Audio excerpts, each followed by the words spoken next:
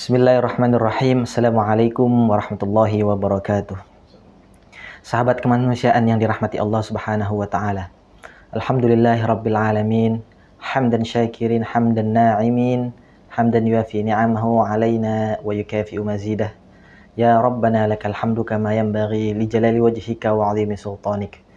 Allahumma salli wa sallim wa barik alaihi wa ala alihi wa ashabihi ajma'in, amma ba'd.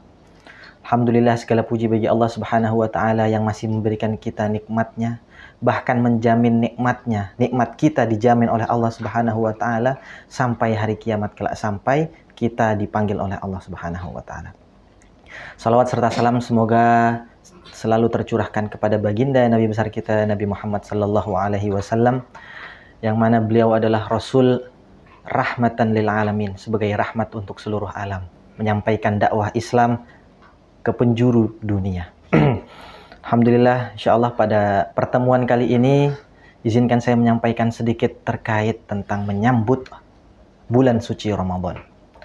Alhamdulillah, bulan Rajab sudah lewat, masuk bulan Sya'ban. Datanglah bulan Sya'ban menyambut kita, dan tidak terasa sebentar lagi bulan suci Ramadan sudah ada di depan kita. Lantas yang masuk ke dalam pikiran saya, ke pikiran kita semua, apakah yang sudah kita persiapkan untuk menyambut bulan suci Ramadan ini? Sudahkah kita siap zahiran wa batinan untuk menyambut datangnya bulan yang penuh berkah ini? Ibarat kata bulan Ramadan adalah bulan untuk memanen pahala amal ibadah. Sudahkah kita menebar bibit-bibit dan sudahkah kita menanam bibit-bibit amal ibadah di bulan-bulan sebelumnya?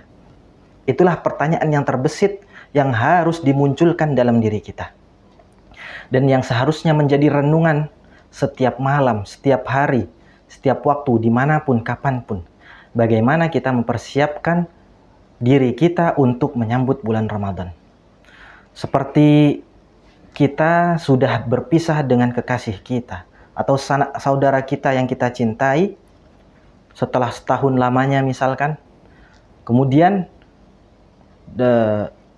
kita akan mendapatkan kabar keluarga kita akan bertemu dengan kita setelah 1 tahun lamanya tidak bertemu. Maka apa yang terfikirkan? Biasanya pertama senang, kedua bahagia, kemudian ketiga ingin memberikan surprise atau kejutan-kejutan yang membuat pasangan kita, kekasih kita, atau sanak saudara kita yang sudah lama berpisah ini bahagia. Maka apakah hal itu berlaku juga dengan bulan Ramadan yang sebentar lagi akan kita jumpai, sebentar lagi akan kita bersamai? Maka hendaknya kita semua meneladani bagaimana Rasulullah Shallallahu Alaihi Wasallam mempersiapkan diri untuk menyambut bulan yang agung ini. Dikisahkan dari Aisyah radhiyallahu anha, ia berkata, "Ma ra'aitu Rasulullah sallallahu alaihi wasallam istakmala siyama syahrin illa Ramadan." Aisyah radhiyallahu anha berkata dan bercerita, "Aku tidak pernah melihat Rasulullah sallallahu alaihi wasallam menyempurnakan puasa 1 bulan penuh kecuali di bulan Ramadan. Wa ma ra'aituhu aktsara siyamin wa ma ra'aituhu aktsara siyamin minhu fi Sya'ban." Dan aku juga tidak pernah melihat Rasulullah sallallahu alaihi wasallam puasa sebanyak puasa yang ada di bulan Sya'ban. Muttafaqun alaih. Dari hadis ini kita bisa mengambil ibrah bahwasannya beliau Rasulullah sallallahu alaihi wasallam memperbanyak puasanya, memperbanyak amal ibadahnya untuk menyambut bulan suci, serta menambah pundi-pundi amalnya. Itu tanda bahwasanya bulan Ramadan itu adalah bulan yang beliau sukai, bulan yang beliau nanti-nantikan kedatangannya, bulan yang beliau tunggu-tunggu, layaknya kekasih yang ingin menyambut kekasihnya ketika sudah lama berpisah. Maka jangan sampai kita termasuk dari golongan orang-orang yang lemah. Apa itu golongan orang-orang yang lemah? Golongan orang-orang yang lemah yaitu adalah orang yang ketika kewajiban itu datang kurang dalam mempersiapkan diri. apalagi menyambutnya. Karena kurang mempersiapkan diri, maka ketika kewajiban itu datang, akan melaksanakan kewajibannya dengan seadanya. Apalagi menyambut. Maka sehingga akan terasa berat di hati, di dalam diri untuk melaksanakan kewajiban tersebut. Imam Abu Bakar Az-Zuri rahimahullah memaparkan ada 2 perkara yang wajib kita waspadai. Salah satu di antaranya adalah at-tahawunu bil amri idza hadara waktu, yaitu kewajiban telah datang tetapi apa?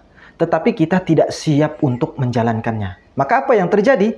Ketidaksiapan tersebut salah satu bentuk meremehkan perintah tersebut, meremehkan kewajiban tersebut. Akibatnya pun sangat besar. Apa itu?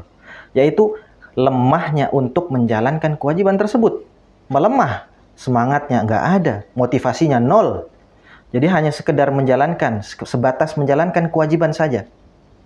Dan terhalang dari ridhonya Allah Subhanahu wa Ta'ala.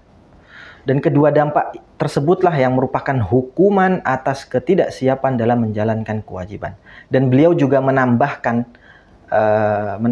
dengan menukil surat At-Taubah.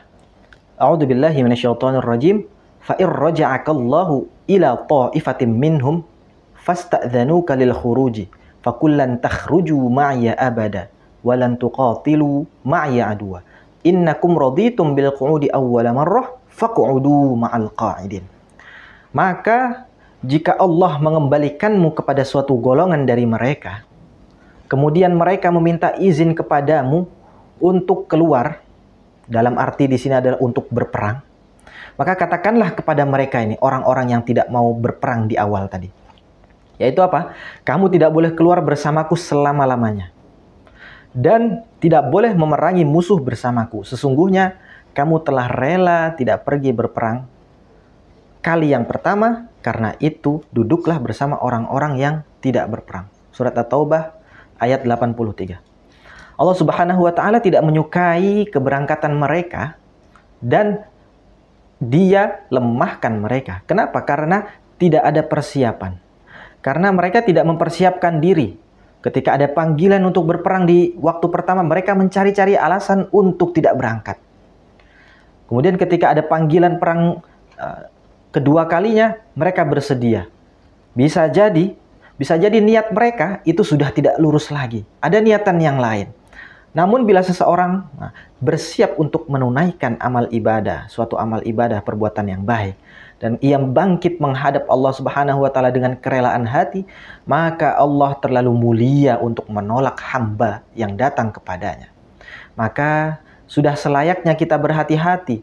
Kita harus kita harus mengkoreksi diri, mengevaluasi diri, bagaimana diri kita, bagaimana persiapan diri kita untuk menyambut Ramadan nanti.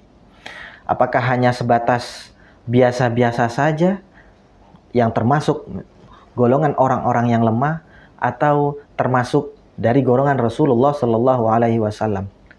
Bahkan sahabat kemanusiaan yang dirahmati Allah Subhanahu wa Ta'ala,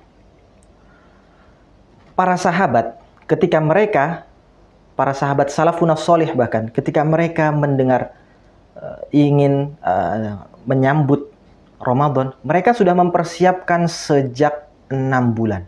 Berdoa, ya Allah, tolong jumpakanlah bulan Ramadan kepadaku.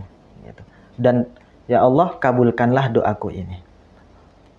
Salafun sholih sudah mempersiapkan itu sejak 6 bulan sebelum bulan Ramadan itu datang. Lantas apakah kita tidak mempersiapkan? Mumpung belum bulan Ramadan, sebentar lagi masih ada waktu untuk mempersiapkan diri. Maka berlomba-lombalah dalam kebaikan. Berlomba-lombalah dalam amal perbuatan. Barakallahu fikum. Aqulu qouli hadza wa astaghfirullahal adzim. Wassalamualaikum warahmatullahi wabarakatuh.